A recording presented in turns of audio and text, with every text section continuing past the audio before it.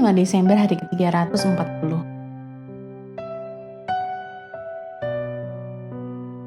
Bacaan 2 Timotius pasal 1-4.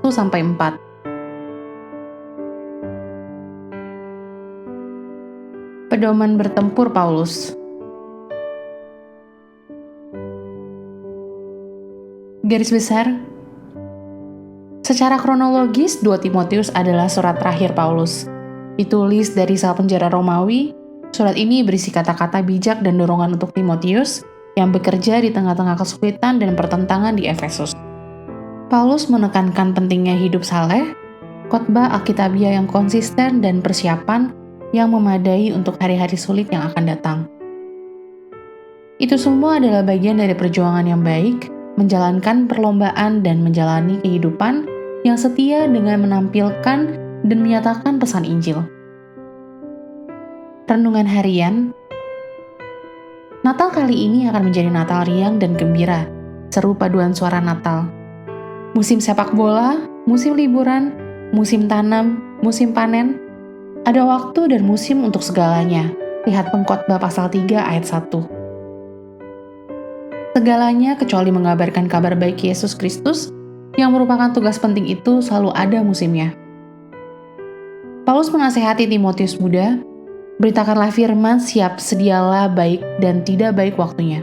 Pasal 4 ayat 2. Akan ada saat-saat ketika Anda memiliki hampir semua waktu yang Anda butuhkan untuk mempersiapkan apa yang ingin Anda katakan tentang Yesus. Pelajaran sekolah minggu, manuskrip khotbah, artikel majalah, renungan kelompok belajar, masing-masing mewakili kesempatan untuk menggambarkan firman di musimnya. Tetapi bagaimana dengan saat-saat ketika Anda tiba-tiba dipanggil untuk berbicara bagi Tuhan Anda, dan tidak ada Alkitab yang terlihat? Nasihat Paulus untuk Anda adalah sama. Beritakanlah firman, siap sedialah baik atau tidak baiknya waktu. Singkatnya, bersiaplah untuk membagikan kabar gembira kapanpun dan dimanapun kesempatan itu muncul. Dapatkan permulaan dari tugas itu hari ini dengan menuliskan kesaksian pribadi Anda karena Anda ingin membagikannya kepada orang lain. Anda mungkin menemukan peluang untuk melakukannya lebih cepat dari yang Anda kira. Anda tidak memilih untuk berada dalam urusan membawa orang lain kepada Kristus. Anda memilih Kristus dan sekaligus berada dalam urusan ini.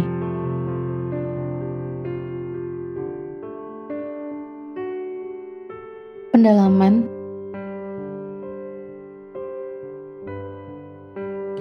Siapa Yanes dan Yambres?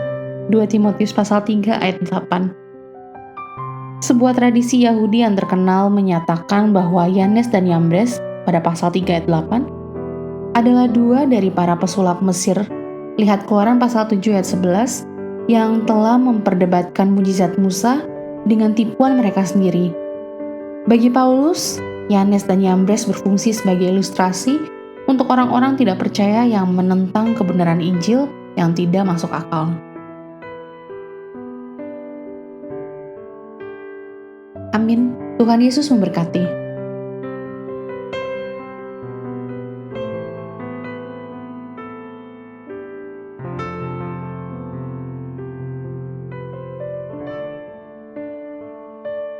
Surat Paulus yang kedua kepada Timotius.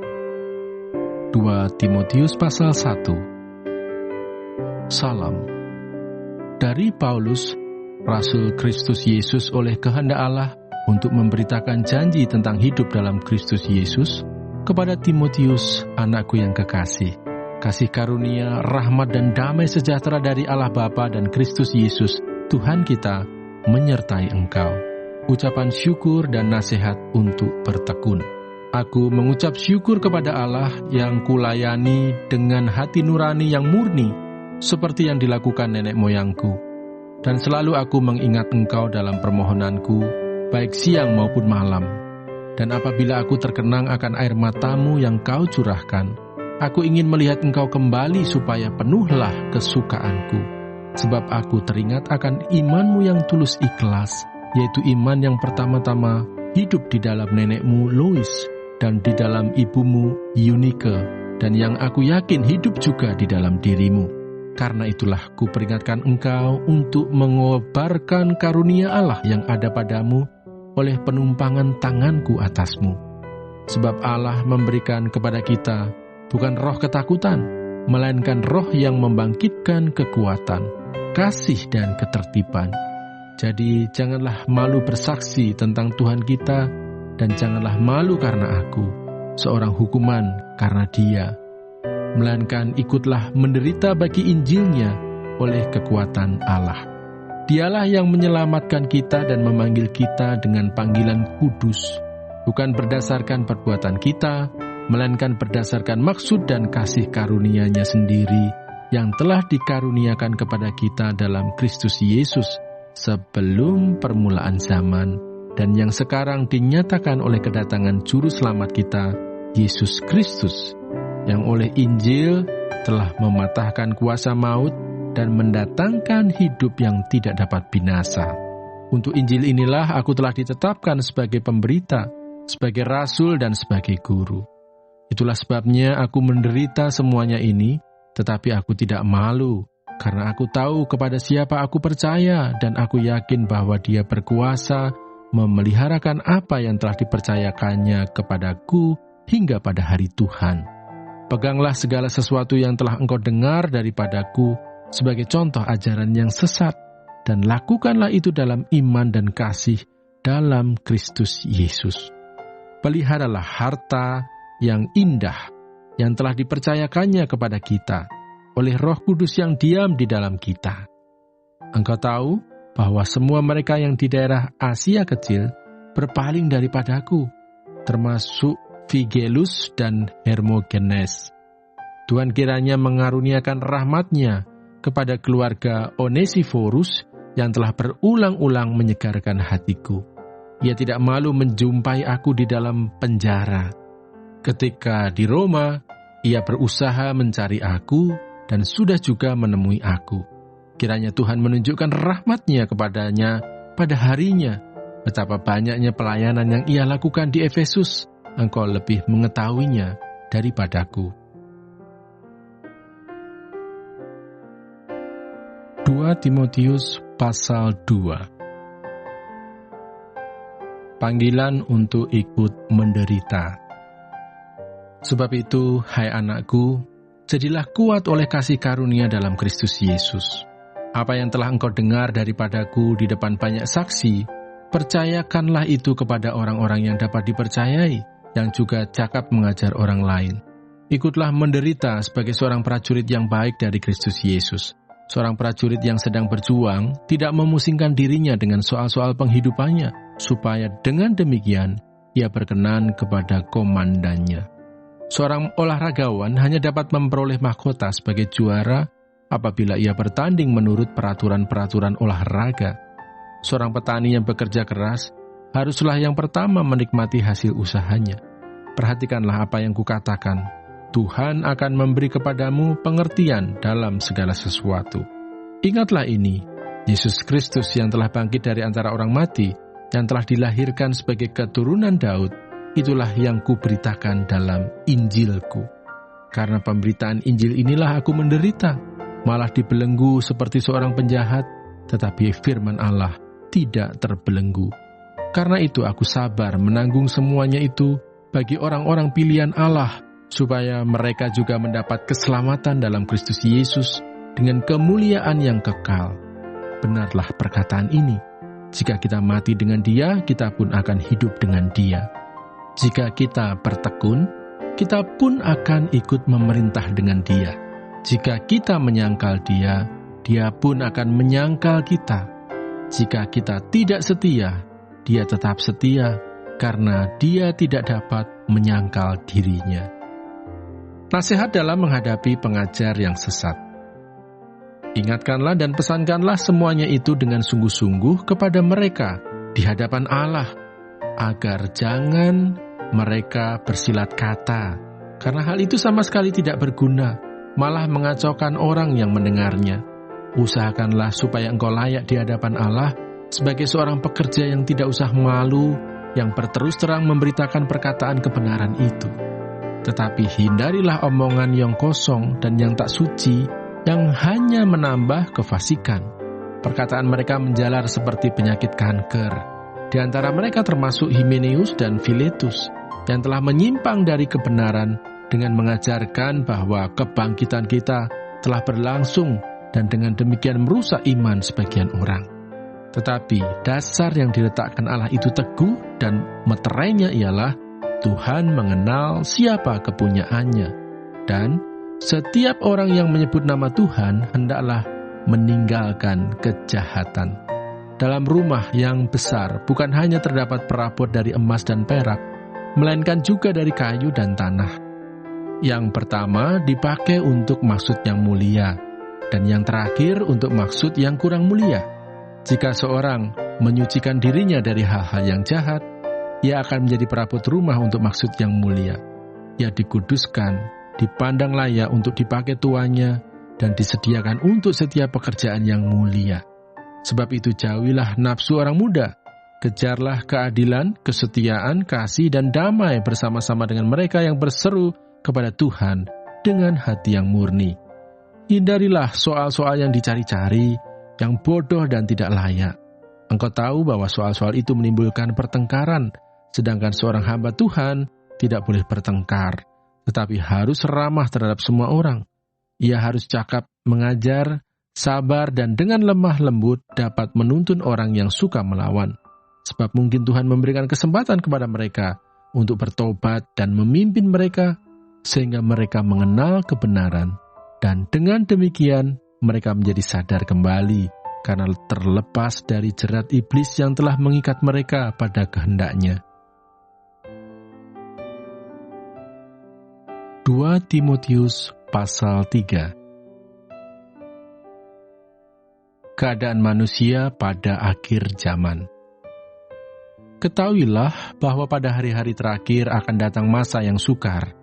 Manusia akan mencintai dirinya sendiri dan menjadi hamba uang.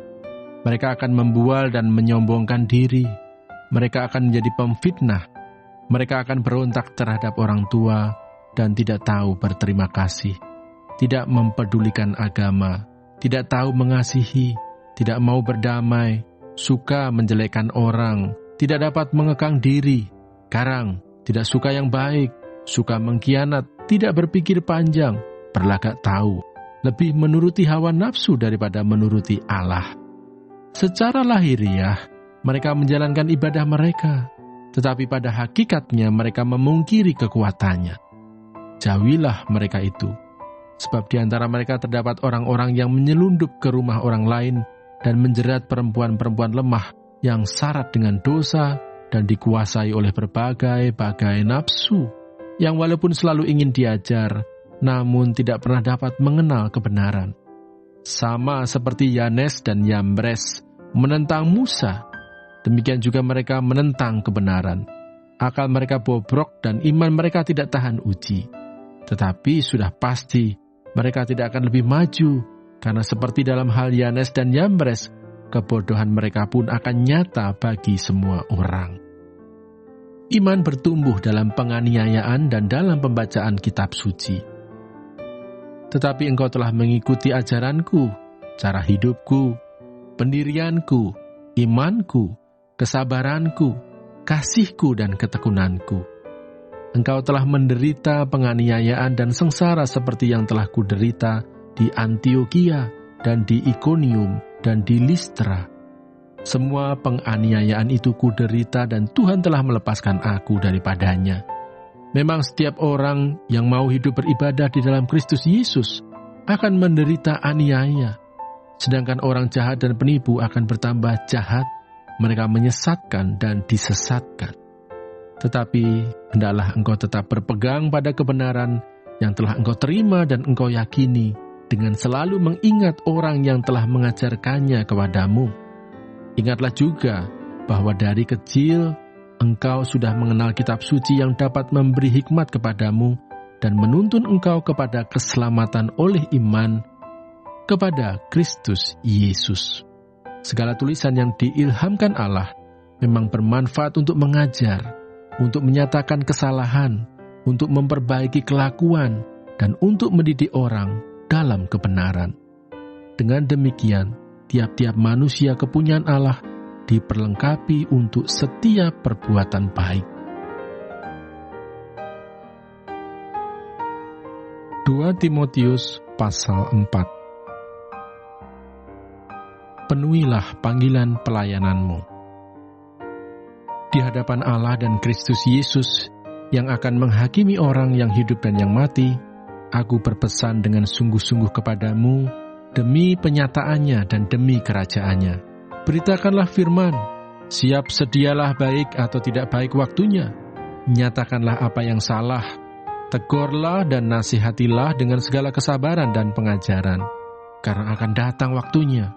Orang tidak dapat lagi menerima ajaran sehat, tetapi mereka akan mengumpulkan guru-guru menurut kehendaknya untuk memuaskan keinginan telinganya.